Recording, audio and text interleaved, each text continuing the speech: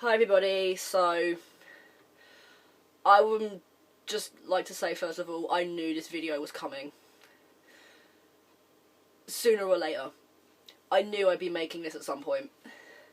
But if you don't know what's happened by now, 2020, the band on that board back there, is officially over.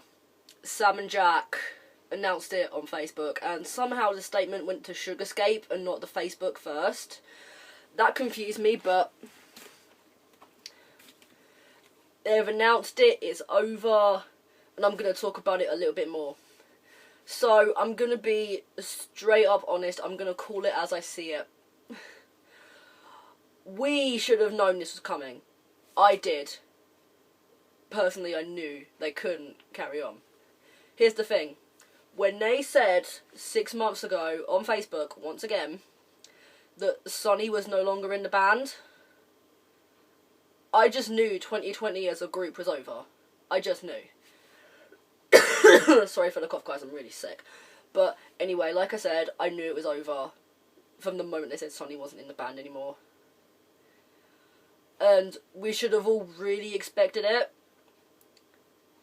I will leave the statement down below if you want to read it on the Heyitscatherinekpop website for some reason. I don't know why they put it there, but they did.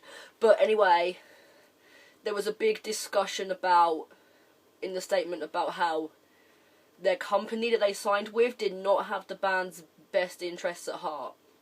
And I've seen that happen time and again with, groups. Companies don't really care about what happens with them, so they end up having members leave and split up. It happens all the time. Sorry, I'm coughing, I'm just sick as hell. I do have water, so if I need a drink, sorry if I take that. But anyway, so like I was saying, I expected it. The company did not have the band's best interests at heart. And I know this is going to sound a bit nasty, but Move It wasn't the best song. We all know it wasn't the best.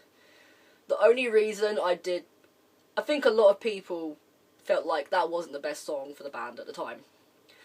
At the time, I was in two minds about it, mainly because I am in the video, but apart from that, after everything had happened, I didn't think it was the best song for them. And I feel like another band has gone. But the thing is, I've not cried over it. I really haven't. I seriously thought I'd be blood, tears when this happened. Unconsolable for days. But that's not really how it's happened, because of everything that happened with Sonny leaving the band, and the whole drama that caused about how Sonny was forced out, according to him on his Facebook post. Sam and Jack were trying to force me out of the band. A lot of people got pissed at that. Even me, 'cause it's hang on a minute. Most of your fans were brought in by Sonny, so why is he gone from the band? That was the one thing that confused me the most. Sorry guys, I need a drink. Yeah, but anyway, here's the thing. I knew they were doomed the moment that statement came out. I've said it several times now, I'm sorry. But we should have really expected that they were not going to last another year without Sonny, because a lot of people were not going to be going to the shows.